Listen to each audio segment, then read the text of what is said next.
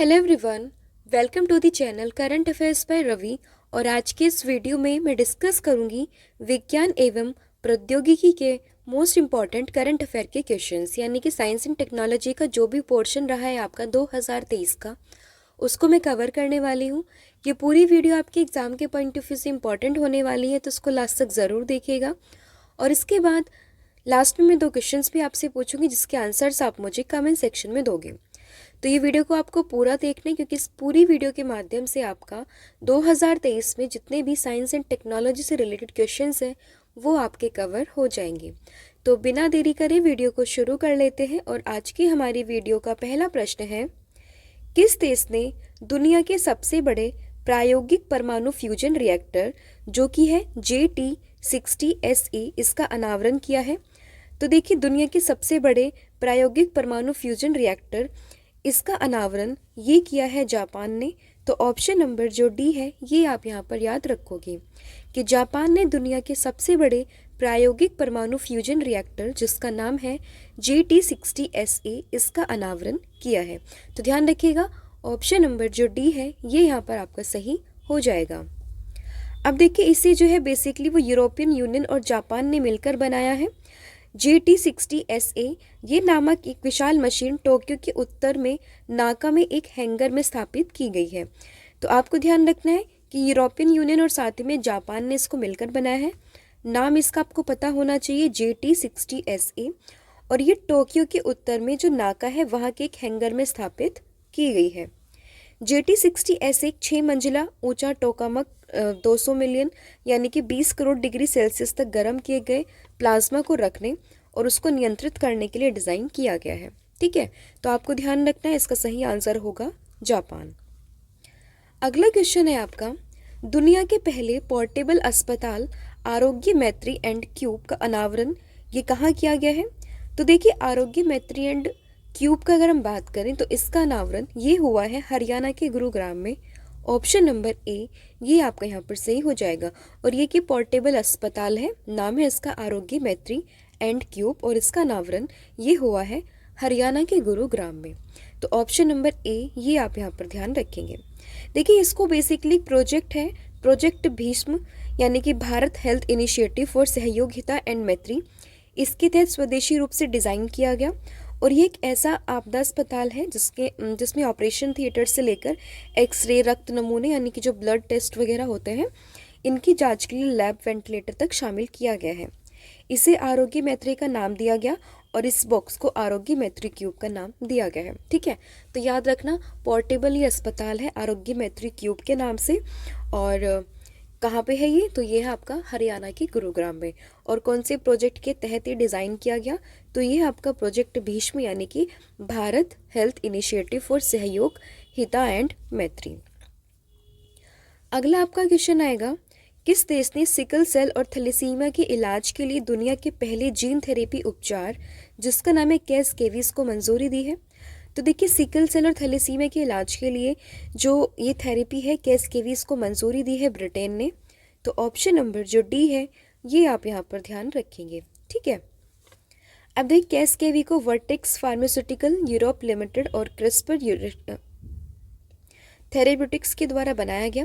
और इस थेरेपी में रोगी की स्वयं के रक्त स्टेम कोशिकाओं का उपयोग किया जाता है, जिससे CRISPR-Cas9 का उपयोग करके सटीक रूप से संपादित किया जा सके। ठीक है, तो ध्यान रखिएगा, सिकल सेल और साथ ही में थैलेसीमिया के इलाज के लिए दुनिया के पहले जीन थेरेपी जिसका नाम है कैसकेवीज को मंजूरी दी है ब्रिटेन ने। अगला क्वेश्चन है आपका, दुनिया की पहली चिकनगुनिया वैक्सीन जिसका नाम है एक्सचिक, इसको किस देश ने मंजूरी दी है? तो देखिए, पहले तो आपको इस वैक्सीन का नाम ध्यान रखना है। आपसे ये भी पूछ सकते हैं कि चर्चा में रही एक्सचिक वैक्सीन ये क्या है। ठीक है, मतलब किस चीज़ को लेकर है, तो ध्यान रखना, पहली चिकनगुनिया वैक्सीन है एक्सचिक और इसको मंजूरी दी है बेसिकली अमेरिका ने। तो ऑप्शन नंबर जो डी है ये आप यहाँ पर याद रखोगे। देखिए, मंजूरी इसको दी है अमेरिका ने, लेकिन ये जो वैक्सीन है ये बनाई है फ्रांसीसी कंपनी वेलनेवा ने। आगे लिखा हुआ है, देखिए रहा कि इस वैक्सीन को फ्रांसीसी कंपनी वेलनेवा ने विकसित किया है, लेकिन इसको मंजूरी दी है किसने? अमेरिका ने। अगला क्वेश्चन है आपका, किस देश ने दुनिया का सबसे फास्ट इंटरनेट ये लॉन्च किया है? तो दुनिया का सबसे फास्ट इंटरनेट ये लॉन्च किया है किसने? चाइना ने। ऑप्शन नंबर सी, ये आप यहाँ पर याद रखेंगे। देखिए, चाइना ने भी अमेरिका को पीछे छोड़ते हुए दुनिया का सबसे तेज इंटरनेट ये लॉन्च कर दिया है, और ये इतना तेज काम करता है कि 1 सेकंड में 150 HD फिल्मों को ट्रांसफ़र किया जा सकता है, और यह इंटरनेट कनेक्शन 1.2 टेराबाइट प्रति सेकंड स्पीड दे रहा है। स्पीड देखिए कितनी खतरनाक है, 1.2 टेराबाइट प्रति सेकंड, और ये इतना फास्ट है कि 1 सेकंड में 150 HD फिल्मों को ट्रांसफ़र कर सकता है। फिर आपका अगला क्वेश्चन है, कौन सा देश ट्राइडेंट नामक दुनिया के सबसे बड़े under water ghost particle detector का निर्माण कर रहा है? तो देखिए, ये है आपका world largest under water ghost particle detector, जिसका नाम है ट्राइडेंट। तो इसको बेसिकली निर्माण कर रहा है कौन? चाइना। अब देखिए, जो चाइना है, घोस्ट वगैरह से आप याद रख सकते हैं कि ये इस तरीके के काम यही कर सकता है। तो चाइना ये निर्माण कर रहा है ट्राइडेंट का, जो क्या है? दुनिया के सबसे बड़े under water ghost particle detector.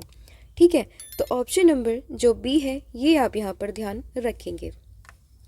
अब देखिए, चीन ये घोस्ट पार्टिकल या फिर न्यूट्रिनो नामक एक्सक्लूसिव पार्टिकल का पता लगाने के लिए पश्चिमी प्रशांत महासागर में ट्राइडेंट नामक दुनिया का सबसे बड़ा न्यूट्रिनो डिटेक्टिंग टेलीस्कोप का निर्माण कर रहा है। ठीक है, तो ये आपको ध्यान रखना। फिर आपका अगला क्वेश्चन है, कौन सा भारतीय विश्वविद्यालय अपना खुद का क्यूबसेट सैटेलाइट, जो कि है SSAMU सेट, ये लॉन्च करेगा? तो देखिए, वैसे तो नाम से ही आपको पता चल रहा है, AMU से आप गेस कर सकते हो कौन सा विश्वविद्यालय होगा। ये होगा अलीगढ़ मुस्लिम यूनिवर्सिटी, जो कि है आपकी यूपी में। तो देखिए, खुद का क्यूबसेट सैटेलाइट ये है किसका? AMU का, यानी कि अलीगढ़ मुस्लिम यूनिवर्सिटी। तो ऑप्शन नंबर जो बी है ये आप यहाँ पर याद रखेंगे। देखिए, इस उपग्रह का नाम अलीगढ़ मुस्लिम यूनिवर्सिटी के संस्थापक जो कि थे सैयद अहमद खान के नाम पर रखा गया, और इसका उद्देश्य है सैटेलाइट का उपयोग कर भारत के सबसे गरीब जिले में आर्थिक विकास का अध्ययन करना है। तो ध्यान रखेंगे, AMU यानी कि अलीगढ़ मुस्लिम यूनिवर्सिटी, जो कि आपके यूपी में है, उसके द्वारा इसको लॉन्च किया गया है। फिर आपका अगला क्वेश्चन है, भारत के पहले अंतर्राष्ट्रीय क्रूज लाइनर कोस्टा सेरेना ने अपनी घरेलू जल यात्रा का शुभारंभ ये कहाँ से किया है?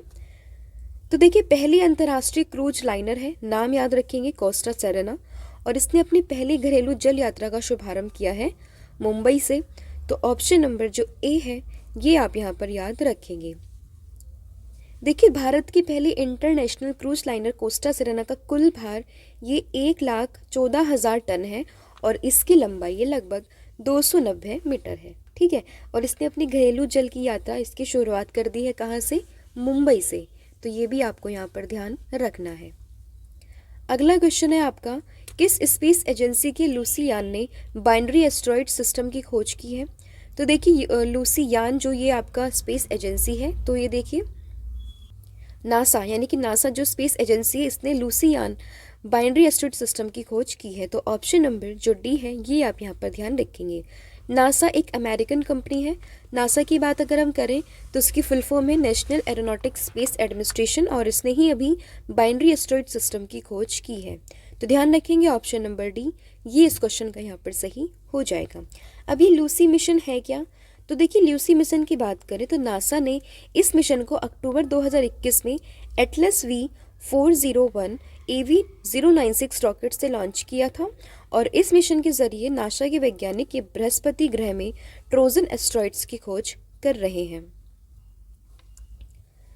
फिर पहले AI सुरक्षा सम्मेलन 2023 में कौन सा समझौता किया गया?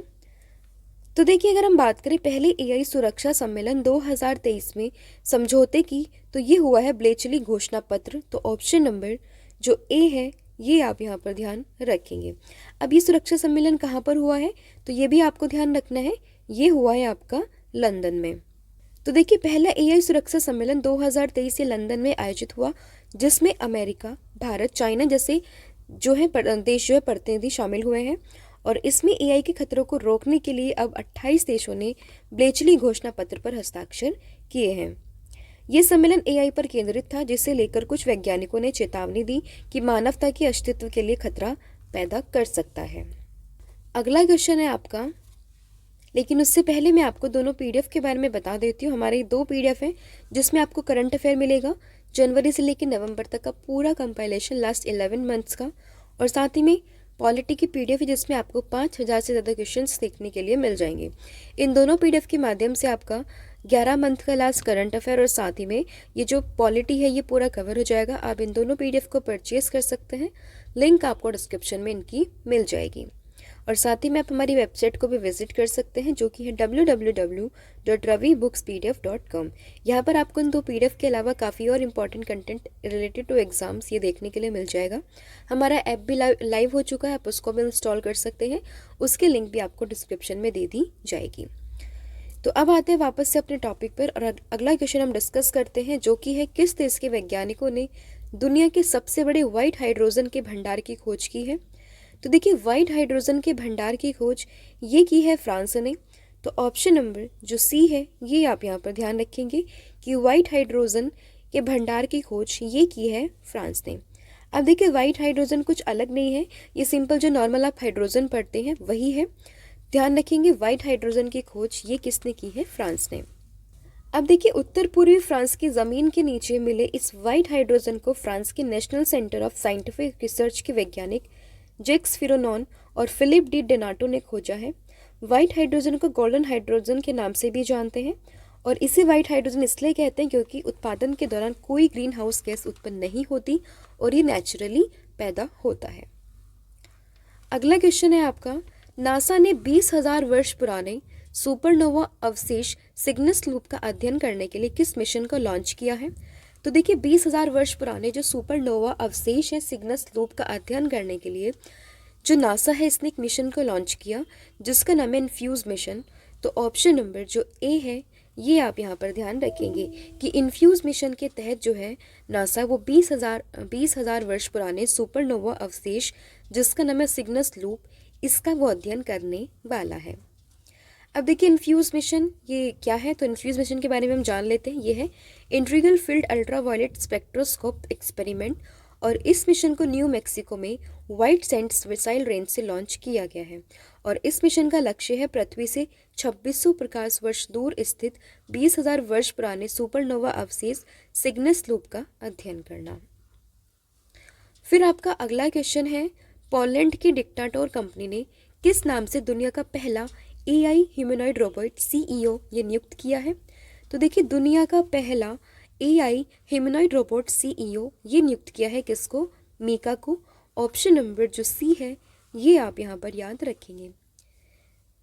देखिए मीका को हैंसन रोबोटिक्स के द्वारा बनाया गया और ये एक उन्नत AI और मशीन लर्निंग रोबोट है। फिर है अब तटीय जहाज से विद्युत चुंबकीय रेलगन लॉन्च करने वाला दुनिया का पहला देश ये कौन सा बन गया है।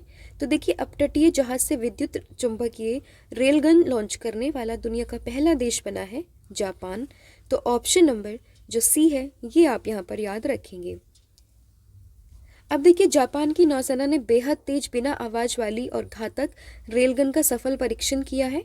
यह एक परीक्षण था जिसमें दुनिया के सबसे खतरनाक हथियार को एक युद्धपोत से चलाया गया और इस गन की मदद से किसी भी मिसाइल को गिराया जा सकता है और साथ ही युद्धपोत को भी उड़ाया जा सकता है। फिर एक किस भारतीय प्रौद्योगिकी संस्थान यानी कि IIT के शोधकर्ताओं की टीम ने सतलुज नदी की रेत में एक दुर्लभ धातु जिसका नाम है टेंटलम की खोज की है। तो इम्पॉर्टेंट क्वेश्चन है ये काफ़ी ज़्यादा। एक दुर्लभ धातु है आपका टेंटलम और इसकी खोज की है IIT रोपड़ ने। तो ऑप्शन नंबर जो ए है ये आप यहाँ पर याद रखेंगे। अब देखिए IIT रोपड़ ने टेंटलम की खोज की है तो टेंटलम के बारे में थोड़ा हम जान लेते हैं। देखिए एक रासायनिक तत्व है जिसका सिंबल आपने देखा होगा Ta। जैसे आप पीरियोडिक टेबल में पढ़ते हो जैसे हाइड्रोजन के लिए H यूज़ करते हैं, कार्बन के लिए C, कैल्शियम के लिए Ca, तो वैसे ही टेंटलम के लिए जो प्रतीक चुना है वो है आपका Ta और इसका एटॉमिक नंबर यानी कि परमाणु संख्या ये है 73। इस धातु का उपयोग बेसिकली इलेक्ट्रॉनिक्स और सेमीकंडक्टर बनाने में किया जाता है। अगला क्वेश्चन है आपका, इसरो ने सूर्य और सौर प्रभा मंडल का निरीक्षण करने के लिए आदित्य L1 मिशन को किस रॉकेट से लॉन्च किया है। तो देखिए आदित्य L1 मिशन को जिस रॉकेट से लॉन्च किया है इसका नाम है PSLV XLC-57। Option number D ये आप यहाँ पर याद रखेंगे। देखिए रवि सर ने अलग से इस पर एक वीडियो बनाई हुई है आदित्य L1 मिशन को लेकर, तो आप सिंपली टाइप कीजिएगा Aditya L1 mission by Ravi sir, तो कंप्लीट इन्फॉर्मेशन आपको देखने के लिए मिल जाएगी। आप इसको भी पढ़ सकते हैं क्योंकि दो टॉपिक ही काफ़ी ट्रेंडिंग में थे, एक तो आपका चंद्रयान को लेकर और एक था आपका आदित्य L1 मिशन को लेकर, तो दोनों को आप चेक कर सकते हैं। लिंक भी आपको मिल जाएगी आसानी से, जस्ट सिंपली आप टाइप कीजिएगा Aditya L1 by Ravi sir और Chandrayaan mission by Ravi sir. तो यहाँ पर ध्यान रखना, आदित्य L1 मिशन को जिस रॉकेट से लॉन्च किया गया है ये है PSLV XL C57। अब देखिए PSLV की फुल फॉर्म भी कई बार पूछ लेते हैं। यह है पोलर सैटेलाइट लॉन्च व्हीकल और यह मिशन लैग्रांजियन पॉइंट L1 के पास हेलो ऑर्बिट में स्थापित किया जाएगा और मिशन के जो प्रधान वैज्ञानिक होंगे इनका नाम है डॉक्टर शंकर सुब्रमण्यम के, तो ये भी आप ध्यान रखेंगे। अगला क्वेश्चन है आपका, किस देश के वैज्ञानिकों ने मलेरिया को ख़त्म करने के लिए TC1 नामक बैक्टीरिया की खोज की है। तो देखिए मलेरिया को ख़त्म करने के लिए बेसिकली TC1 नामक बैक्टीरिया की खोज की है स्पेन ने, तो ऑप्शन नंबर जो बी है ये आप यहाँ पर याद रखेंगे।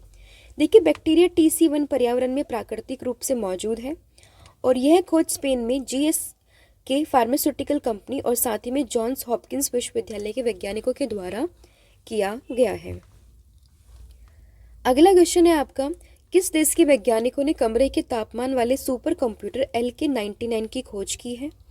तो देखिए वैज्ञानिकों ने कमरे के तापमान वाले सुपर कंप्यूटर नाम है जिसका LK99 इसकी खोज की है, तो ये की है दक्षिण कोरिया ने, तो ऑप्शन नंबर जो डी है ये आप यहाँ पर याद रखेंगे।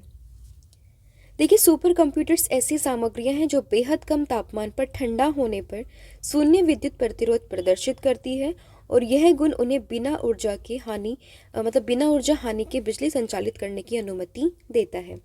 उदाहरण के लिए lanthanum barium copper oxide, yttrium barium copper oxide और साथ ही में नायोबियम टिन आदि ये इसके एग्जाम्पल हैं। अगला क्वेश्चन है आपका, वैज्ञानिकों के द्वारा अफ्रीकी लोगों में खोजा गया जीन वेरिएंट जो कि है CHD1L किस रोग को नियंत्रित करता है। तो ये करता है बेसिकली HIV को, तो ऑप्शन नंबर जो बी है ये आप यहाँ पर ध्यान रखेंगे। HIV यानी कि ह्यूमन इम्यूनोडिफेंसी वायरस इसकी फुल फॉर्म होती है और ये अभी अफ्रीका लोगों में खोजा गया जीन वेरिएंट है। अब इसकी फुल फॉर्म भी आप ध्यान रखेंगे, CHD1L यानी कि chromodomain helicase DNA binding protein 1 like. फिर किस देश में दुनिया की सबसे बड़ी 16 मेगावाट क्षमता वाली विशाल पवन टरबाइन स्थापित की गई है। तो देखिए 16 मेगावाट क्षमता वाली विशाल मेगा जो टरबाइन है इसको स्थापित किया है चाइना ने, ऑप्शन नंबर बी ये आप यहाँ पर याद रखेंगे। अब देखिए चाइना ने बेसिकली चाइना के जो चाइना 3 गॉर्जियस कॉरपोरेशन है उसके फ्यूजियन प्रांत के पास में स्थित अपने अपतटीय पवन फार्म में 16 मेगावाट की क्षमता के साथ दुनिया के सबसे बड़े पवन टरबाइन को सफलतापूर्वक इसने चालू किया है और ये बेसिकली एक साल में 36,000 घरों को बिजली दे सकता है। अगला क्वेश्चन है, भारत का पहला आर्टिफिशियल इंटेलिजेंस AI स्कूल जो कि है शांतिगिरी विद्या भवन, ये कहाँ पर खुला है। तो देखिए पहला आर्टिफिशियल इंटेलिजेंस स्कूल जो कि है शांतिगिरी विद्या भवन ये खुला है आपका तिरुवनंतपुरम केरला में, तो ऑप्शन नंबर जो सी है ये आप यहाँ पर ध्यान रखेंगे कि केरल के तिरुवनंतपुरम में भारत का पहला आर्टिफिशियल इंटेलिजेंस स्कूल जिसका नाम है शांतिगिरी विद्या भवन ये खुला है। अब देखिए इसका उद्घाटन पूर्व राष्ट्रपति रामनाथ कोविंद ने किया और यह स्कूल आई लर्निंग इंजन अमेरिका और वैदिक स्कूल के सहयोग से शुरू हुआ है।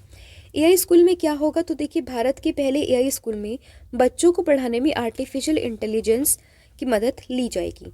ठीक है, तो ध्यान रखेंगे कहाँ पर खुला है, तो ये खुला है केरल के तिरुवनंतपुरम में। अगला क्वेश्चन है आपका, मंगल ग्रह पर रोवर संचालित करने वाली पहली भारतीय ये कौन बनी है। तो देखिए मंगल ग्रह पर रोवर संचालित करने वाली पहली भारतीय ये बनी है डॉक्टर अक्षता कृष्णमूर्ति, तो ऑप्शन नंबर जो ए है ये आप यहाँ पर याद रखेंगे कि डॉक्टर अक्षता कृष्णमूर्ति ये बनी है मंगल ग्रह पर रोवर संचालित करने वाली पहली भारतीय बनी है। ठीक है, अब देखिए नासा के संचालक वर्तमान में परसीवरेंस रोवर्स के माध्यम से मंगल ग्रह पर प्राचीन जीवन के संकेत तलाश रहे हैं और चट्टान के नमूने एकत्र कर रहे हैं। उसी टीम के प्रमुख सदस्यों में से एक हैं डॉक्टर अक्षता कृष्णमूर्ति, जो रोवर को संचालित करने वाली पहली भारतीय नागरिक हैं। फिर इसरो और नासा के द्वारा बनाए गए निसार पृथ्वी अवलोकन उपग्रह को किस वर्ष लॉन्च किया जाएगा? तो देखिए, अगर हम बात करें निसार की, जो कि इसरो और नासा का जॉइंट प्रोजेक्ट है, जिसको पृथ्वी अवलोकन उपग्रह के मतलब अवलोकन के लिए भेजेंगे, तो इसको बेसिकली भेजेंगे 2024 में। तो ऑप्शन नंबर डी, ये आप यहाँ पर ध्यान रखेंगे। अब निसार की यहाँ पर फुल फॉर्म है जो आपके लिए इंपॉर्टेंट है, जैसे कि निसार है आपका NASA ISRO synthetic aperture radar. ठीक है, यह आप ध्यान रखेंगे, NASA ISRO synthetic aperture radar. कहाँ से लॉन्च किया जाएगा? तो आंध्र प्रदेश के सतीश धवन अंतरिक्ष केंद्र से इसको लॉन्च करेंगे और इसका वजन होगा लगभग 2800 किलोग्राम और इसे पृथ्वी की लोअर अर्थ ऑर्बिट में स्थापित किया जाएगा। और निसार उपग्रह का जीवन चक्र या फिर कहीं मिशन अवधि ये होगी 3 साल की। अगला क्वेश्चन है आपका, दुनिया के सबसे बड़े एकल साइट और सौर ऊर्जा संयंत्र अल धफ्रा का उद्घाटन ये किस देश में किया गया है? तो इसका उद्घाटन ये किया गया है कहाँ पर? संयुक्त अरब अमीरात में। तो ऑप्शन नंबर जो डी है ये आप यहाँ पर याद रखेंगे कि दुनिया के सबसे बड़े एकल साइट और ऊर्जा संयंत्र अल धफ्रा, इसका उद्घाटन किया है संयुक्त अरब अमीरात में, यानी कि UAE में। और यहीं पे इस बार का COP 28 भी हुआ है, ये भी आप ध्यान रखेंगे। और अगले साल का जो COP 29 है ये कहाँ पर होगा? ये होगा आपका अजरबैजान में। तो देखिए, अबू धाबी शहर में 35 किलोमीटर दूर स्थित ये संयंत्र 2 लाख घरों को बिजली देने के लिए पर्याप्त बिजली पैदा करेगा और इसी सालाना 2.4 मिलियन टन कार्बन उत्सर्जित विस्थापित होने की उम्मीद है। फिर किस देश के वैज्ञानिकों ने कैंसर कोशिकाओं को खत्म करने के लिए किल स्विच कोशिका की खोज की है? तो देखिए, कैंसर कोशिकाओं को खत्म करने के लिए किल स्विच कोशिका की खोज ये की है अमेरिका ने। तो ऑप्शन नंबर जो ए है ये आप यहाँ पर याद रखेंगे। देखिए, कैलिफोर्निया में बेसिकली जो UC Davis comprehensive cancer centre के वैज्ञानिक हैं, इन्होंने एक किल स्विच की खोज की है करके एक महत्वपूर्ण सफलता हासिल की है जो कैंसर कोशिकाओं की मृत्यु को ट्रिगर करता है। ठीक है, तो ध्यान रखेंगे कहाँ पर हुआ है? अमेरिका में, और अमेरिका में भी कहाँ पर? कैलिफोर्निया में। अगला क्वेश्चन है, भारत का पहला made in India AI super clouds किस कंपनी ने लॉन्च किया है? तो देखिए, भारत का पहला made in India AI super cloud ये लॉन्च किया है नीव क्लाउड ने। तो ऑप्शन नंबर जो ए है ये आप यहाँ पर ध्यान रखेंगे। फिर इंडियन इम्यूनोलॉजिकल्स ने भारत में बच्चों को खसरा और साथ ही में रूबेला से बचाने के लिए किस वैक्सीन को लॉन्च किया है? तो देखिए, अगर हम बात करें इंडियन इम्यूनोलॉजिकल्स ने, तो इन्होंने बच्चों को खसरा और साथ में रूबेला से बचाने के लिए जिस वैक्सीन को लॉन्च किया है इसका नाम है मबेला। तो ऑप्शन नंबर जो बी है ये आप यहाँ पर याद रखोगे। देखिए, मबेला 2 खुराक वाली इंजेक्शन वैक्सीन है बेसिकली, और जहाँ पहली खुराक 9 महीने की उम्र में दी जानी है, वहीं दूसरी खुराक ये 16 से 24 महीने की उम्र में दी जानी है। फिर किस कंपनी ने क्यूपरसेट 1 और क्यूपरसेट 2 नामक अंतरिक्ष सैटेलाइट प्रोजेक्ट को लॉन्च किया है? तो ये लॉन्च किया है किसने? अमेजन ने। ऑप्शन नंबर जो ए है ये आप यहाँ पर याद रखोगे कि अमेजन ने क्या किया है, अभी क्यूपरसेट 1 और क्यूपरसेट 2 नामक 2 अंतरिक्ष सैटेलाइट प्रोजेक्ट को लॉन्च किया है। अब देखिए, ये जो सैटेलाइट है वो अमेरिका के फ्लोरिडा में एटलस V रॉकेट के माध्यम से लॉन्च की गई है और इन्हें धरती से करीब 500 किलोमीटर ऊपर की कक्षा में स्थापित किया गया है। फिर किस स्पेस एजेंसी ने अपने मून मिशन के लिए अंतरिक्ष यान मून स्नाइपर को H-21 रॉकेट से लॉन्च किया है? तो ये लॉन्च किया है जाक्सा जापान ने। ऑप्शन नंबर जो सी है ये आप यहाँ पर याद रखोगे। अब देखिए, मून मिशन स्नाइपर लैंडर के साथ में H-21 या फिर H-2A रॉकेट तने गासीमा स्पेस सेंटर जापान से लॉन्च किया गया है और ये मिशन चांद पर पहुंचेगा 2024 पर। फिर इसरो और जापानी अंतरिक्ष एजेंसी जो कि जाक्सा द्वारा चंद्रमा के ध्रुवीय क्षेत्र में पानी की खोज के लिए ल्यूपेक्स मिशन को किस वर्ष लॉन्च किया जाएगा? तो देखिए, ल्यूपेक्स मिशन की बात करें तो इसको लॉन्च किया जाएगा साल 2025 में। ऑप्शन नंबर डी ये आप यहाँ पर याद रखेंगे। देखिए, चंद्रमा से लेकर काफ़ी मिशन अभी न्यूज़ में था।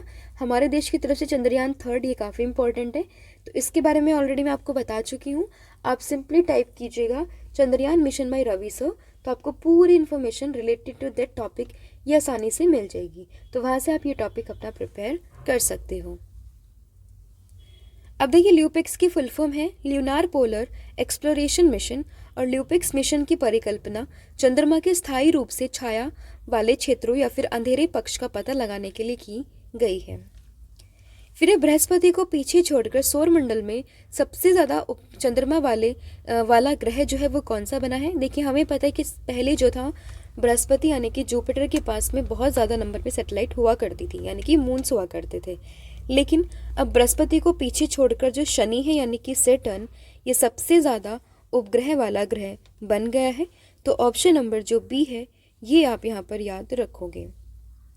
अब देखिए, खगोलविदों की एक अंतर्राष्ट्रीय टीम ने शनि की परिक्रमा करते हुए 62 नए चंद्रमाओं की खोज की है, जिससे इस ग्रह के चंद्रमाओं की कुल संख्या ये हो गई है 145।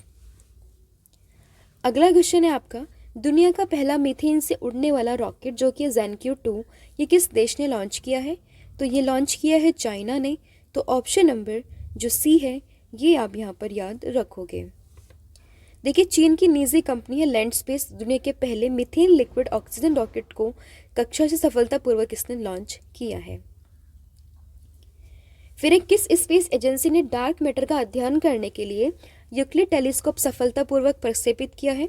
तो देखिए, यूक्लिड टेलीस्कोप की बात करें तो ये किया है सफलतापूर्वक किसने, ESA यूरोप में, ये उसकी एक स्पेस एजेंसी है, और डार्क मैटर के अध्ययन के लिए इसका जो है सफलतापूर्वक प्रक्षेपण किया गया है। तो ध्यान रखिएगा, ESA यूरोप, ऑप्शन नंबर जो सी है ये आप यहाँ पर याद रखोगे। अब देखिए, टेलीस्कोप जो है पृथ्वी से करीब 15 लाख किलोमीटर की दूरी पर दूसरे लैग्रांज पॉइंट यानी कि L2 पर जाकर स्थापित होगा, और इसके अवलोकनों से डार्क मैटर और डार्क ऊर्जा रहस्यों को सुलझाने में भी मदद मिलेगी। जैसे हमारा Aditya L1 mission L1 point पे गया है, वैसे ही ये दूसरे लैग्रांज पॉइंट यानी कि L2 पर ये जाकर स्थापित किया जाएगा। अगला क्वेश्चन है आपका, इसरो की शुक्रियान-1 मिशन 2024 को किस वर्ष तक स्थगित किया जा सकता है। तो देखिए, जो इसरो का शुक्रियान-1 मिशन है 2024 में जो लॉन्च होना था, इसको बेसिकली साल 2031 तक पोस्टपोन करने की बात हो रही है। तो ऑप्शन नंबर जो डी है ये आप यहाँ पर याद रखोगे। देखिए, शुक्र ग्रह प्रत्येक 19 माह में एक बार पृथ्वी के सबसे निकट होता है, जो मिशन के लॉन्च हेतु सबसे उपयुक्त समय ये माना जाता है। यही कारण है कि इसरो के पास वर्ष 2026-28 में बैकअप लॉन्च करने का समय है। यदि यह वर्ष 2024 का अवसर चूक जाता है तो इसको 2031 में क्रमशः वेटिरास एवं एनविजन नामक शुक्र मिशन की योजना ये बना रहा है। तो यहाँ पर ध्यान देने योग्य बात यह है कि अगर 2024 में ये मिशन नहीं हो पाता है तो उसके बाद 2026-2028 ये 2 सालों का मतलब ये बैकअप रहेगा। और इसके अलावा अमेरिकी और यूरोपीय दोनों अंतरिक्ष एजेंसी ये 2031 में अपने शुक्र मिशन को लॉन्च करेगी, तो उसी दौरान पे भारत के मिशन को भी लॉन्च करने की उम्मीद ये बन सकती है। तो ध्यान रहेगा यहाँ पर ऑप्शन नंबर डी यानी कि 2031 ये आपका सही हो जाएगा। अगला क्वेश्चन है आपका, किस प्रौद्योगिकी कंपनी ने अपना नया AI मॉडल जो कि है जेमिनी लॉन्च किया है। तो देखिए, AI मॉडल जो कि है जेमिनी ये लॉन्च किया है गूगल ने। तो ऑप्शन नंबर जो बी है ये आप यहाँ पर याद रखोगे। देखिए, अभी आपने काफ़ी सारे AI मॉडल जैसे कि ChatGPT हुआ, OpenAI, ये सब आपने न्यूज़ में सुना होगा। तो वैसे ही AI मॉडल ये अभी गूगल ने अपना लॉन्च किया है जिसका नाम है जेमिनी। और बताया जा रहा है कि ये जो जेमिनी है गूगल की तरफ से ये ChatGPT से भी ज़्यादा आप कह सकते हैं एफिशिएंट है। ठीक है, तो ऑप्शन नंबर बी ये आप यहाँ पर याद रखेंगे।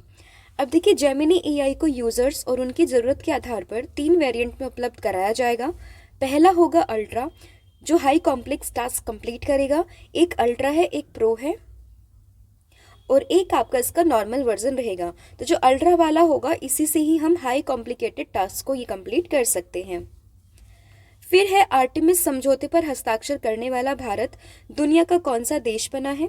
तो देखिए, आर्टेमिस समझौते पर हस्ताक्षर करने वाला जो भारत है वो दुनिया का 27वां देश बना है। तो ऑप्शन नंबर जो डी है ये आप यहाँ पर याद रखेंगे।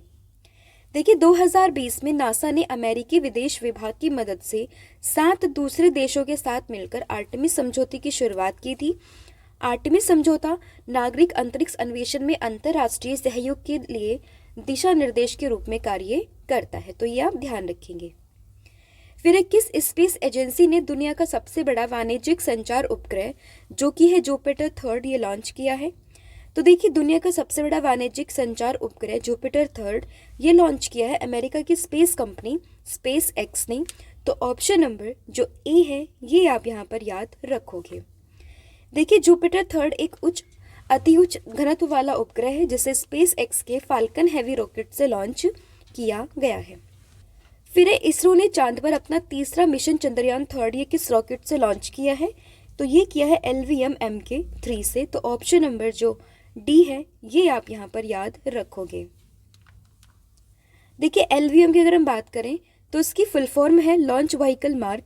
कहाँ से लॉन्च किया है? तो सतीश धवन अंतरिक्ष केंद्र जो श्रीहरिकोटा से यहाँ से लॉन्च किया है और लैंडिंग स्थल का नाम है चंद्रमा के दक्षिणी ध्रुव पर। अगला क्वेश्चन है आपका, किस कंपनी ने भारत की पहली सैटेलाइट आधारित गीगाबिट इंटरनेट सेवा का सफलतापूर्वक परीक्षण किया है? तो देखिए सैटेलाइट आधारित गीगाबिट इंटरनेट सेवा का सफलतापूर्वक परीक्षण ये किया रिलायंस जियो ने। ऑप्शन नंबर जो बी है ये आप यहाँ पर याद रखोगे। देखिए सैटेलाइट इंटरनेट सैटेलाइट टीवी की तरह ही काम करता है और इसकी शुरुआत एक इंटरनेट सेवा प्रदाता द्वारा पृथ्वी की कक्षा में उपग्रह भेजने से होती है। फिर किस देश ने मिन्यूटमैन 3 नामक अंतर महाद्वीपीय बैलिस्टिक मिसाइल का सफलतापूर्वक परीक्षण किया है? तो ये किया है अमेरिका ने। ऑप्शन नंबर डी ये आप यहाँ पर याद रखेंगे। देखिए मिन्यूटमैन का पूरा नाम क्या है? तो ये है LGM-30G मिन्यूटमैन 3 ये इसका पूरा नाम है। और LGM में L का अर्थ है साइलो लॉन्च मिसाइल, क्योंकि यह ज़मीन में बने अंडरग्राउंड साइलो में रखी जाती है। G का अर्थ होता है ग्राउंड अटैक और M का अर्थ होता है गाइडेड मिसाइल। मिन्यूटमैन 3 ये अमेरिकी वायुसेना में 50 वर्षों से सेवा में है और इसे पहली बार साल 1970 में तैनात किया गया था।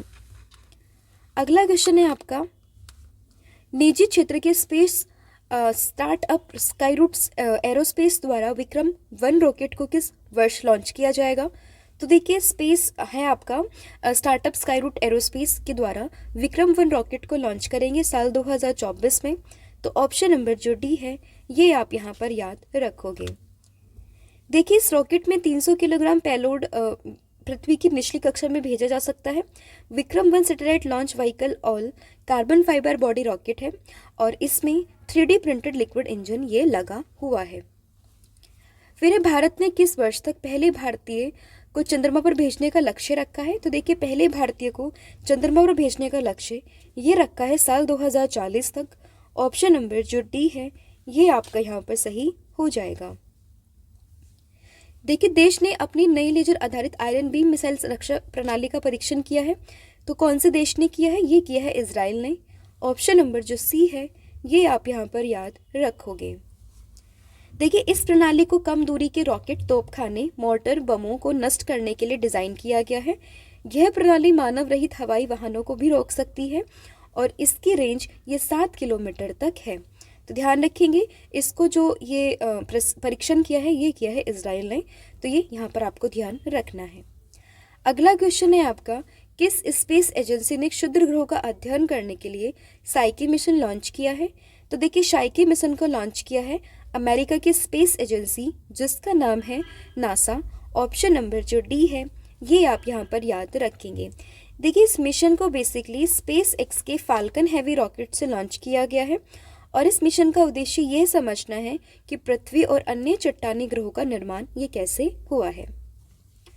फिर इसरो भारत का दूसरा अंतरिक्ष केंद्र ये कहाँ पर स्थापित करेगा? तो देखिए इसरो जो है वो भारत का दूसरा अंतरिक्ष केंद्र स्थापित करेगा कहाँ पर? तमिलनाडु के कुलशेखरपट्टनम में। तो ऑप्शन नंबर ए ये आप यहाँ पर याद रखोगे।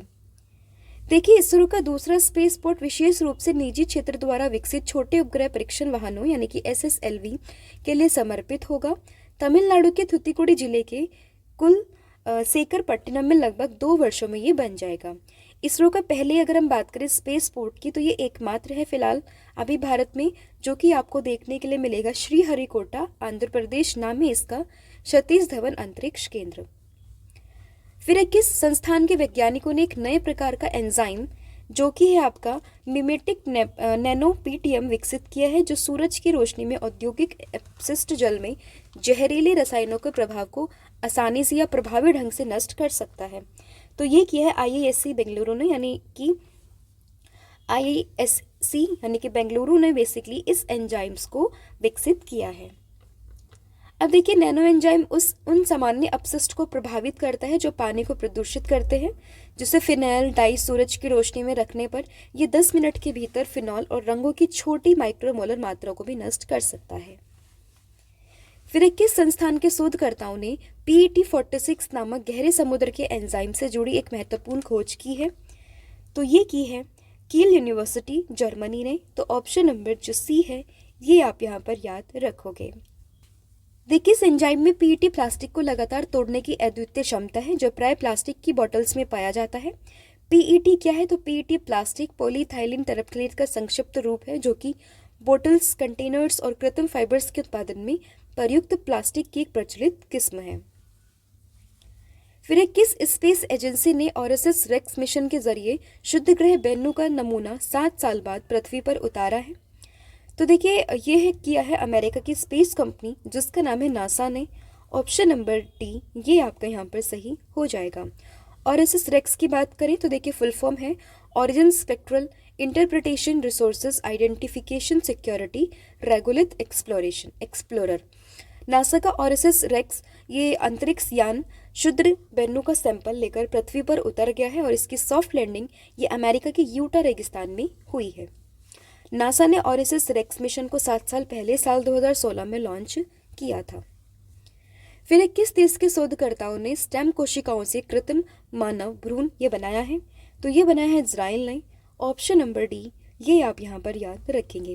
देखिए, इजराइल के वैनजीन इंस्टीट्यूट ऑफ साइंस के वैज्ञानिकों ने प्रयोगशाला में विकसित स्टेम कोशिकाओं का उपयोग करके सफलतापूर्वक मानव भ्रूण का ये पूर्ण सिंथेटिक मॉडल ये विकसित किया है। फिर किस भारतीय प्रौद्योगिकी संस्थान ने अच्छी वायु गुणवत्ता के लिए कोड उपकरण विकसित किया है? तो ये किया है आईआईटी जोधपुर ने। ऑप्शन नंबर डी, ये आपका यहाँ पर सही हो जाएगा। अब ये जो यहाँ पर आपने कोड देखा है, इसकी फुल फॉर्म क्या होती है? तो इसकी फुल फॉर्म है कोल्ड प्लाज्मा डिटर्जेंट इन एनवायरनमेंट। और ये डिवाइस का पैमाना, ये जो डिवाइस है वो बड़े पैमाने पर परीक्षण किया जा सकता है, जो कि 99.99% से अधिक हानिकारक रोगजनकों को निष्क्रिय कर देता है और गुणवत्तापूर्ण इंडोर वायु प्रदान करता है। इसके अलावा 2 PDF मैं ऑलरेडी आपको बता चुकी हूँ, आप इनको परचेज कर सकते हैं, लिंक आपको उनके डिस्क्रिप्शन में मिल जाएगी। फिर किस भारतीय कंपनी ने विश्व के पहले AI संचालित एंटी ड्रोन सिस्टम इंद्रजाल का अनावरण किया है? तो देखिए, AI संचालित एंटी ड्रोन सिस्टम इंद्रजाल का अनावरण ये किया है हैदराबाद में ग्रेन रोबोटिक्स ने। तो ऑप्शन नंबर ए, ये आप यहाँ पर याद रखेंगे। फिर किस देश के वैज्ञानिकों ने पहली बार बादलों माइक्रोप्लास्टिक की खोज की है? तो देखिए, पहली बार माइक्रोप्लास्टिक की खोज की है जापान ने। ऑप्शन नंबर डी, ये आप यहाँ पर याद रखेंगे।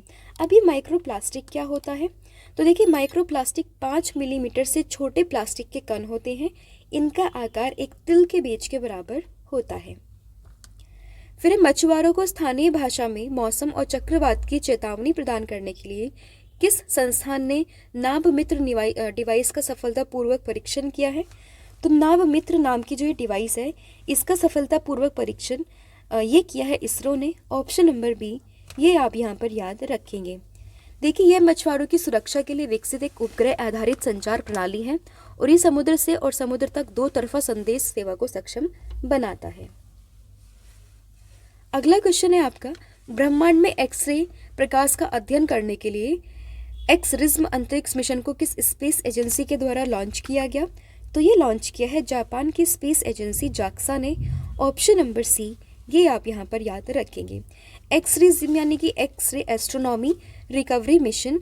एक्सरिम जो है वो अमेरिकी अंतरिक्ष एजेंसी नासा और जापान की जाक्सा संयुक्त पहल है। यह मिशन बेसिकली तनेगासिमा अंतरिक्ष केंद्र में योशिनोबु लॉन्च कॉम्प्लेक्स से 1H2A रॉकेट के द्वारा भेजा गया है। फिर किस देश ने ओरन नामक उन्नत खुफिया विमान स्पाई एयरक्राफ्ट ये विकसित किया है? तो ये विकसित किया है इजराइल ने। Option number A. देखिए, यह एक गल्फस्ट्रीम G550 विमान है जो अत्याधुनिक सेंसर, कैमरे, कृत्रिम बुद्धिमत्ता और उन्नत कमांड कंट्रोल कम्युनिकेशन कंप्यूटर्स व इंटेलिजेंस यानी कि C4I सिस्टम से लैस है। फिर नासा और स्पेस एक्स ने किस रॉकेट की मदद से ड्रैगन अंतरिक्ष यान पर 4 अंतरिक्ष यात्रियों को अंतर्राष्ट्रीय अंतरिक्ष स्टेशन भेजा है? तो ये भेजा है किसने? आपका फाल्कन 9 ने। ऑप्शन नंबर सी ये आपका यहाँ पर सही हो जाएगा। देखिए, नासा के एस्ट्रोनॉट के अलावा डेनमार्क, जापान, रूस के अंतरिक्ष यात्री 6 महीने के मिशन के लिए स्पेस स्टेशन गए हैं और इसका मुख्य उद्देश्य ये समझना है कि क्या सूक्ष्म जीव अंतरिक्ष में जीवित रह सकते हैं और प्रजनन कर सकते हैं क्या। फिर किस देश के भौतिक वैज्ञानिकों ने सुपर कंडक्टर्स के लिए संभावित प्रभाव वाले एक अद्वितीय दानव कण यानी कि डेमन पार्टिकल की खोज की है? तो ये खोज की है अमेरिका ने। ऑप्शन नंबर डी आप यहाँ पर याद रखेंगे। और इस कण की पहली भविष्यवाणी ये भौतिक विज्ञानी डेविड पॉइस ने लगभग 70 साल पहले की थी। दानव कण की खोज सुपर कंडक्टर्स को कमरे के तापमान पर कार्य करने में सक्षम बनाकर क्रांति लाने की क्षमता प्रदान करते हैं। फिर किस स्पेस एजेंसी का लूना 25 अंतरिक्ष यान ये चंद्रमा की सतह पर दुर्घटनाग्रस्त हो गया है? तो ये हुआ है रोस्कोमोस रशिया के द्वारा। ऑप्शन नंबर डी ये आप यहाँ पर याद रखेंगे। और रॉकेट का नाम आपके लिए इंपॉर्टेंट है, ये है आपका Soyuz 2.1B। फिर दुनिया का पहला ह्यूमनॉइड पायलट रोबोट पिबॉट किस देश के शोधकर्ताओं ने विकसित किया है? तो ये किया है दक्षिण कोरिया ने। ऑप्शन नंबर बी आप यहाँ पर याद रखेंगे। देखिए, Korea advance institute of science and technology के इंजीनियर्स और शोधकर्ताओं की एक टीम ये वर्तमान में पिबोट नामक एक ह्यूमनॉइड रोबोट विकसित कर रही है जो कॉकपिट को संशोधित किए बिना विमान उड़ा सकता है। फिर दुनिया का पहला 3D रॉकेट अग्निबाण ये किस निजी स्पेस एजेंसी के द्वारा लॉन्च किया गया या फिर लॉन्च किया जाएगा? तो ये होगा आपका चेन्नई का Agnikul Cosmos. Option number D ये आप यहाँ पर याद रखेंगे। लॉन्च कहाँ से होगा? तो अगेन वहीं से सतीश धवन अंतरिक्ष केंद्र श्रीहरिकोटा आंध्र प्रदेश से। फिर वायु गुणवत्ता की निगरानी के लिए एटमैन उत्कृष्टता केंद्र ये किस भारतीय प्रौद्योगिकी संस्थान ने लॉन्च किया है? तो ये लॉन्च किया है IIT कानपुर ने। ऑप्शन नंबर डी आप यहाँ पर याद रखेंगे। एटमैन की फुल फॉर्म भी इंपॉर्टेंट है, ये है advance technologies for monitoring air quality indicators. अगला क्वेश्चन है, कृषि और किसान कल्याण मंत्रालय ने कृषि समाचार निगरानी के लिए किस नाम से भारत का पहला AI समाधान प्लेटफॉर्म ये लॉन्च किया है? तो ये लॉन्च किया है कृषि 24/7। ऑप्शन नंबर सी ये आप यहाँ पर याद रखोगे। देखिए, कृषि और किसान कल्याण विभाग ने Wadhwani institute for artificial intelligence के सहयोग से कृषि 24/7 प्लेटफॉर्म को विकसित किया है। फिर किस टेक्नोलॉजी कंपनी ने भारत को भूकंप चेतावनी प्रणाली शुरू की है? तो देखिए, ये एक टेक्नोलॉजी है, आपकी टेक्नोलॉजी कंपनी है गूगल, इसने भारत में भूकंप चेतावनी प्रणाली की शुरुआत की है। तो ऑप्शन नंबर बी ये आप यहाँ पर याद रखोगे। ये सर्विस एंड्रॉयड स्मार्टफोन यूजर्स को मिलेगी और इसमें भूकंप आते ही लोगों को अलर्ट किया जाएगा। फिर बारूदी सुरंग का पता लगाने के लिए निराक्षी नामक भारत का पहला अंडर वाटर माइंस डिटेक्शन ये किसने लॉन्च किया है? तो ये लॉन्च किया है किसने? ये लॉन्च किया है GRSE कोलकाता ने। ऑप्शन नंबर डी आप यहाँ पर याद रखेंगे। अब देखिए, ये जो है एक स्वतंत्र अंडर वाटर वाहन AUV है और माइंस को पहचानने के लिए डिज़ाइन किया गया है। फिर जर्मनी में अंतर्राष्ट्रीय सुपर कंप्यूटर सम्मेलन 2023 में किस भारतीय AI सुपर कंप्यूटर्स ने प्रतिष्ठित शीर्ष 500 ग्लोबल सुपर कंप्यूटिंग सूची में 75वीं रैंक ये प्राप्त की है? तो ये की है किसने? ऐरावत ने। ऑप्शन नंबर बी आप यहाँ पर याद रखेंगे। देखिए, ऐरावत भारत का सबसे बड़ा और तेज AI सुपर कंप्यूटर सिस्टम है जिसे CDEC पुणे में इंस्टॉल किया गया है। फिर भारत के पहले रेडियो फ्रीक्वेंसी सीकर ऑफ आकाश का निर्माण किसने किया है? तो सीकर ऑफ आकाश का निर्माण ये किया है BDL ने। ऑप्शन नंबर जो सी है ये आप यहाँ पर याद रखेंगे। अब ये सीकर ऑफ आकाश मतलब सीकर ये क्या है? तो सीकर एक महत्वपूर्ण प्रौद्योगिकी ग्रहण उप प्रणाली है जिसका उपयोग टर्मिनल चरण में लक्ष्य ट्रैकिंग की सतह से हवा में मार करने वाली मिसाइल्स और हवा से हवा में मार करने वाली मिसाइल्स में किया जाता है। फिर इसरो ने PSLV-C56 रॉकेट से किस देश के पृथ्वी प्रक्षेपण उपग्रह DSSAR और 6 अन्य उपग्रह को सफलतापूर्वक लॉन्च किया है? तो ये लॉन्च किया है किसने? ये लॉन्च किया है सिंगापुर ने। ऑप्शन नंबर जो सी है ये आप यहाँ पर ध्यान रखेंगे। कहाँ से लॉन्च हुआ है? तो अगेन श्रीहरिकोटा से, सतीश धवन स्पेस सेंटर से ही लॉन्च किया गया है और इसे सिंगापुर की defence science and technology space agency और ST इंजीनियरिंग के बीच साझेदारी के तहत विकसित किया गया है।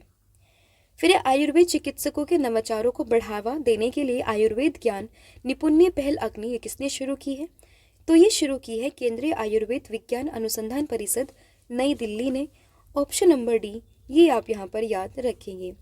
इस पहल का लक्ष्य आयुर्वेद चिकित्सकों को रोग से जुड़ी विभिन्न स्थितियों में उनके नवीन अभ्यास और अनुभव की जानकारी देने के लिए एक मंच प्रदान करना है। फिर बच्चों में श्वसन संबंधी बीमारी ने H9N2 इन्फ्लुएंजा वायरस का प्रकोप कहाँ देखा गया? तो ये देखा गया है चाइना में। ऑप्शन नंबर सी आप यहाँ पर याद रखेंगे। देखिए H9N2 वायरस ये इन्फ्लुएंजा वायरस प्रजाति का एक प्रकार है। 1998 के बाद में H9N2 वायरस से मानव संक्रमण के कुल 86 मामले दर्ज किए गए हैं। इसका संक्रमण सामान्यतः सर्दी के मौसम में अधिक गंभीर होता है, जो महामारी का कारण भी बन सकता है। पहली बार तुर्की में 1966 में ये पाया गया था। फिर किस देश ने दुनिया की पहले उड़ने वाली टैक्सी जो कि EH216S को मंजूरी दी है? तो ये दी है चाइना ने। ऑप्शन नंबर सी ये आप यहाँ पर याद रखेंगे। देखिए चीन के गुआंगझो में स्थित अहांग कंपनी ने EH216S नाम की एयर टैक्सी तैयार की है।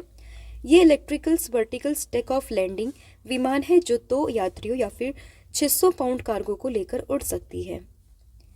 फिर किस भारतीय प्रौद्योगिकी संस्थान के स्टार्टअप स्पीटर टैंक रोबोटिक्स ने पेट्रोलियम टैंकों को रखरखाव और सफाई के लिए रोबोटिक समाधान विकसित किया है? तो ये किया है IIT गुवाहाटी ने। ऑप्शन नंबर बी आप यहाँ पर याद रखेंगे। देखिए ये रोबोट खतरनाक पेट्रोलियम टैंकों में मानव प्रवेश की आवश्यकता को समाप्त कर देते हैं, ये आपको ध्यान रखना है। फिर स्काई हॉक नामक भारत का पहला 5G सक्षम ड्रोन ये किस कंपनी ने विकसित किया है? तो ये विकसित किया है IG ड्रोन ने। ऑप्शन नंबर सी ये आप यहाँ पर याद रखोगे। फिर किस प्रौद्योगिकी कंपनी ने AI चैटबॉट बार्ड लॉन्च किया है? तो AI चैटबॉट है बार्ड, ये लॉन्च किया है गूगल जो अमेरिकी कंपनी है। ऑप्शन नंबर सी आप यहाँ पर याद रखेंगे। देखिए बार्ड एक ऐसा भाषा मॉडल है जो टेक्स्ट जनरेट कर सकता है, भाषाओं का ट्रांसलेशन भी कर सकता है। फिर इसरो के द्वारा भारत की पहली मानव अंतरिक्ष उड़ान H1 मिशन गगनयान को किस वर्ष अंतरिक्ष में भेजा जाएगा? तो ये है साल 2024। ऑप्शन नंबर सी ये आप यहाँ पर याद रखोगे। गगनयान मिशन की अगर हम बात करें तो देखिए इस मिशन के तहत 3 अंतरिक्ष मिशनों को अंतरिक्ष कक्षा में भेजा जाएगा और इन 3 मिशनों में से 2 मानव रहित होंगे जबकि 1 मानव युक्त होगा। गगनयान मिशन के लिए GSLV Mk3 लॉन्च व्हीकल का उपयोग किया जाएगा। फिर किस भारतीय प्रौद्योगिकी संस्थान की इनक्यूबेटेड फर्म्स ने स्वदेशी मोबाइल ऑपरेटिंग सिस्टम जो कि है भार OS इसको विकसित किया है? तो ये किया है IIT मद्रास ने। Option number D. फिर यूरोप का पहला पूर्णतः निजी रॉकेट म्यूरा 1 ये किसने लॉन्च किया है? तो ये लॉन्च किया है स्पेन ने।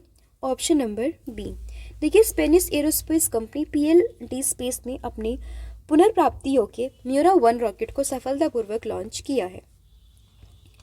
फिर भारत की पहली हाइड्रोजन से चलने वाली ट्रेन ये कहाँ से यात्रा शुरू करेगी? तो देखिए पहली हाइड्रोजन से चलने वाली जो ये ट्रेन है ये यात्रा शुरू होगी आपकी हरियाणा के जींद से। Option number C. देखिए भारत में पहले हाइड्रोजन इंजन से चलने वाली ट्रेन जींद सोनीपत मार्ग पर संचालित होने वाली है। हाइड्रोजन ट्रेन हाइड्रोजन और ऑक्सीजन को बिजली में परिवर्तित करने के लिए ईंधन कोशिकाओं का उपयोग करती है। फिर भारत के पहले क्षेत्रीय कृत्रिम बुद्धिमत्ता समाचार एंकर लीसा को किस राज्य की निजी समाचार चैनल ने लॉन्च किया है? तो ये किया है उड़ीसा ने। Option number C. देखिए उड़ीसा के private news channels Odisha TV ने लीसा नाम की कृत्रिम बुद्धिमत्ता न्यूज़ एंकर को लॉन्च किया है। फिर किस देश ने कंप्यूटर्स के लिए ओपन काइलिन नामक अपना पहला घरेलू ऑपरेटिंग सिस्टम लॉन्च किया है? तो ये लॉन्च किया है चाइना ने। Option number B. देखिए ओपन काइलिन 1.0 एक लिनक्स आधारित ऑपरेटिंग सिस्टम है जिसे लगभग 4000 डेवलपर्स के समुदाय के द्वारा बनाया गया है। फिर भारत के पहले मानव युक्त समुद्रयान मिशन के लिए किस पनडुब्बी को विकसित किया गया? तो इस पनडुब्बी का नाम है मत्स्य 6000, ऑप्शन नंबर डी। देखिए, यह राष्ट्रीय महासागर प्रौद्योगिकी संस्थान NIOT चेन्नई के द्वारा विकसित एक मानव युक्त पनडुब्बी वाहन है। समुद्रयान मिशन, इस मिशन के तहत एक मानव युक्त पनडुब्बी 3 लोगों को समुद्र के भीतर 6 किलोमीटर की गहराई पर भेजा जाएगा। फिर यूनाइटेड किंगडम की कार्डिफ यूनिवर्सिटी के शोधकर्ताओं ने किस ग्रह के वायुमंडल में फोस्जीन गैस की खोज की है? तो ये की है कहाँ पर? तो ये की है आपका शुक्र पर, ऑप्शन नंबर बी। फिर शोधकर्ताओं ने किस अंतरिक्ष एजेंसी के सोलर ऑर्बिटर अंतरिक्ष यान का उपयोग करके सूर्य की सतह पर गिरने वाली उल्का जैसी रेखाओं की खोज की है? तो ये किया है ESA ईसा यूरोप ने, ऑप्शन नंबर सी। फिर है 24/7 स्वास्थ्य सेवाओं के लिए भारत का पहला टेली मानस चैट बॉक्स, ये कहाँ लॉन्च किया गया है? तो ये लॉन्च किया जम्मू कश्मीर में, option number D. Tele Manas मतलब tele mental health assistance and networking across state. Artificial intelligence पर आधारित XAI नामक स्टार्टअप किस उद्यमी ने लॉन्च किया है? तो ये लॉन्च किया एलन मस्क ने, ऑप्शन नंबर ए। फिर AI पावर्ड सर्च इंजन विकसित करने के लिए प्रोजेक्ट मैगी को किस प्रौद्योगिकी कंपनी ने लॉन्च किया है? तो ये लॉन्च किया है अमेरिका कंपनी गूगल ने, ऑप्शन नंबर सी। बृहस्पति ग्रह प्रणाली का अवलोकन करने के लिए किस स्पेस एजेंसी ने ज्यूस मिशन को लॉन्च किया है? तो ये लॉन्च किया है ESA यूरोप ने, ऑप्शन नंबर सी। ज्यूस मतलब यहाँ पर होगा जुपिटर आईसी मून्स एक्सप्लोरर, और इस अंतरिक्ष यान को एराइन 5 VA260 व्हीकल से लॉन्च किया गया है। फिर एशिया के सबसे बड़े 4 मीटर लिक्विड मिरर टेलीस्कोप का उद्घाटन कहाँ किया गया? तो ये हुआ है उत्तराखंड के देवस्थल में, ऑप्शन नंबर ए। फिर भारत में ऑनलाइन वित्तीय धोखाधड़ी से लड़ने के लिए डिजी कवच प्रोग्राम ये किस कंपनी ने लॉन्च किया है? तो ये लॉन्च किया है गूगल ने, ऑप्शन नंबर बी। फिर दुनिया की पहली सैंड बैटरी किस देश में स्थापित की गई है? तो दुनिया की पहली सैंड बैटरी, इसका स्थापना हुआ है फिनलैंड में, ऑप्शन नंबर ए। देखिए, सैंड बैटरी एक उच्च तापीय ऊर्जा भंडारण है जो अपने भंडारण माध्यम के रूप से रेत या रेत जैसी सामग्री का उपयोग करता है। यह रेत में ऊर्जा को ऊष्मा के रूप में संग्रहित करता है। फिर भारत का पहला wifi 6 ready broadband network launch करने के लिए नोकिया ने किस कंपनी के साथ समझौता किया है? तो ये किया है Tata play fibre, option number A. फिर किस भारतीय प्रौद्योगिकी संस्थान ने मोबाइल प्रदूषण की निगरानी के लिए इंटरनेट ऑफ थिंग्स आधारित प्रोजेक्ट स्काटारू नामक पद्धति विकसित की है? तो ये की है IIT मद्रास ने, ऑप्शन नंबर सी। फिर बच्चों के लिए ऑक्सफोर्ड मलेरिया वैक्सीन को मंजूरी देने वाला पहला देश कौन सा बना है? तो ये बना है घाना, ऑप्शन नंबर ए। केंद्र सरकार ने उन्नत गुरुत्वाकर्षण तरंग डिटेक्टर LIGO वेधशाला ये कहाँ स्थापित करने की घोषणा की है? तो ये घोषणा की है महाराष्ट्र में, ऑप्शन नंबर बी। अब यहाँ पर जो ये LIGO है, इसका मतलब है लेजर इंफ्रारोमीटर ग्रेविटेशनल वेव ऑब्जर्वेटरी, और इस वेधशाला को स्थापित करने का मुख्य उद्देश्य है गुरुत्वाकर्षण तरंगों का अध्ययन करना। अगला क्वेश्चन है, खगोलविदों ने किस अंतरिक्ष एजेंसी के गाया उपग्रह का उपयोग करके एक काले क्षेत्र BH1 की खोज की है? तो ये की है ESA यूरोप ने, ऑप्शन नंबर जो सी है ये आप यहाँ पर याद रखोगे। अब देखिए, ये जो काले छिद्र को पृथ्वी से केवल 1000 प्रकाश वर्ष की दूरी पर पाया गया है, जो किसी भी काले छिद्र के निकटतम प्रवृत्ति की सबसे निकटतम दूरी है। फिर चर्चा में रहे डीप फेक किससे संबंधित है? तो अगर हम बात करें डीप फेक की, तो ये संबंधित है बेसिकली डिजिटल धोखाधड़ी से, ऑप्शन नंबर जो बी है ये आप यहाँ पर याद रखोगे। अभी देखिए, डीप फेक की वीडियोस भी काफ़ी वायरल हुई थी।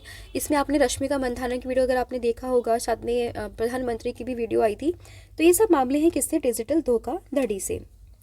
इसमें क्या होता है कि डीप फेक में AI एक प्रकार की कृत्रिम बुद्धिमत्ता है जिसमें उसका ठोस छवि, ऑडियो और वीडियो धोखाधड़ी बनाने के लिए किया जा सकता है। फिर एक गर्म मौसम की स्थिति में इमारत, पेवर्स और टाइल्स जैसी संरचनाओं को ठंडा रखने के लिए भारतीय संस्थान के शोधकर्ताओं ने रेडिएटिव कूलिंग पेंट विकसित किया है। तो ये किया है किसने? बेंगलुरु के GN कासार ने, ऑप्शन नंबर डी आप यहाँ पर याद रखेंगे। आप इसकी फुल फॉर्म ध्यान रखना, ये है आपका Jawaharlal Nehru centre for advance scientific research. ठीक है, फुल फॉर्म आपको पता होना चाहिए, कहाँ पर है ये? बेंगलुरु में। फिर किस संस्थान के शोधकर्ता ने अंतरिक्ष यात्रियों के लिए पोषण और ऑक्सीजन के स्रोत के रूप में दुनिया के सबसे छोटे फूल वाले पौधे वाटरमॉल की खोज की है, वाटरमील की खोज की है। तो ये खोज कर रहे हैं कहाँ पे? थाईलैंड के महिदोल विश्वविद्यालय में, ऑप्शन नंबर डी। फिर एक किस भारतीय प्रौद्योगिकी संस्थान के शोधकर्ताओं ने दूध में मिलावट का पता लगाने के लिए पॉकेट फ्रेंडली डिवाइस ये विकसित किया है? तो ये विकसित किया है किसने? आईआईटी मद्रास ने, ऑप्शन नंबर डी। फिर भारत का पहला 3D मुद्रित ये कहाँ खुला है? तो ये खुला है बेंगलुरु में, ऑप्शन नंबर ए। इसका निर्माण basically Larsen and turbo company ने किया है। फिर भारत का पहला भूमिगत बिजली ट्रांसफार्मर ये कहाँ स्थापित किया गया है? तो ये स्थापित किया है भारत का पहला भूमिगत बिजली ट्रांसफार्मर बेंगलुरु में, ऑप्शन नंबर सी। तो देखिए ये थे आपके 100 टॉप मोस्ट इंपॉर्टेंट क्वेश्चन, जिसमें मैंने पूरा 2023 का साइंस एंड टेक्नोलॉजी वाला जो पोर्शन है वो आपका कवर किया है। तो होपफुली वीडियो आपको पसंद आया होगा। अब मैं आपसे पूछती हूँ टेस्ट के 2 क्वेश्चन, जिसके आंसर्स आप मुझे कमेंट सेक्शन में दोगे। पहला, किस देश ने सिकल सेल और थैलेसीमिया के इलाज के लिए दुनिया की पहली जीन थेरेपी उपचार कैसकेवी को मंजूरी दी है? और अगला क्वेश्चन है आपका कि किस भारतीय प्रौद्योगिकी संस्थान के शोधकर्ताओं की टीम ने सतलुज नदी के रेत में एक दुर्लभ धातु जो कि है टेंटलम, इसकी खोज की है? तो इन दोनों का ही आंसर आप मुझे कमेंट सेक्शन में दोगे। इसके अलावा पीडीएफ में ऑलरेडी आपको बता चुकी, आप इनको जाकर परचेज कर सकते हैं। इनकी भी लिंक आपको डिस्क्रिप्शन में देखने के लिए मिल जाएगी।